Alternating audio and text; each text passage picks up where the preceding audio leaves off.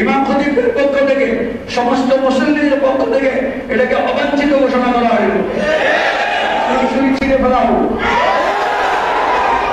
রাজধানীর উত্তরায় মসজিদের মিম্বারে রাজনৈতিক বক্তব্য দেওয়াকে কেন্দ্র করে নতুন বিতর্কের সৃষ্টি হয়েছে। উত্তরা 12 নম্বর সেক্টরে অবস্থিত বাইতুন নূর জামে মসজিদের খতিব মাওলানা নাজমুল হাসান কাশেমির বিরুদ্ধে জুমার খুতবায় জামায়াতে বিরোধী মন্তব্যের অভিযোগ এনে দলটি একটি সতর্কতামূলক চিঠি পাঠায়। তবে আজ জুমার আগে সেই চিঠি প্রকাশ্যে ছিঁড়ে ফেলে অভিযোগ প্রত্যাখ্যান করেন খতিব, যা মুহূর্তে আলোচনার কেন্দ্রবিন্দুতে পরিণত হয়।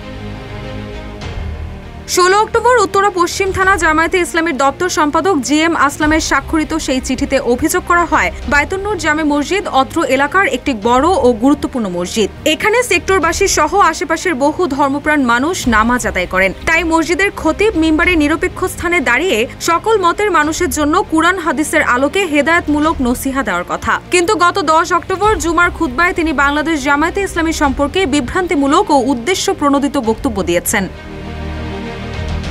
চিঠিতে আরো বলা হয়, খতিব একজন নাগরিক হিসেবে যে কোনো রাজনৈতিক দলের সমর্থন করতে পারেন, কিন্তু তার প্রকাশ মসজিদের মিম্বারে হওয়া শোভন নয়। তার এমন বক্তব্য হীনমন্যতা ও রাজনৈতিক পক্ষপাতমূলক, যা সমাজে অনৈক্য, বিভেদ ও উত্তেজনা সৃষ্টি করছে। অনতিবিলম্বে ওই বক্তব্য প্রত্যাহার এবং ভবিষ্যতে এ ধরনের বক্তব্য থেকে বিরত থাকার আহ্বান জানানো হয় চিঠিতে।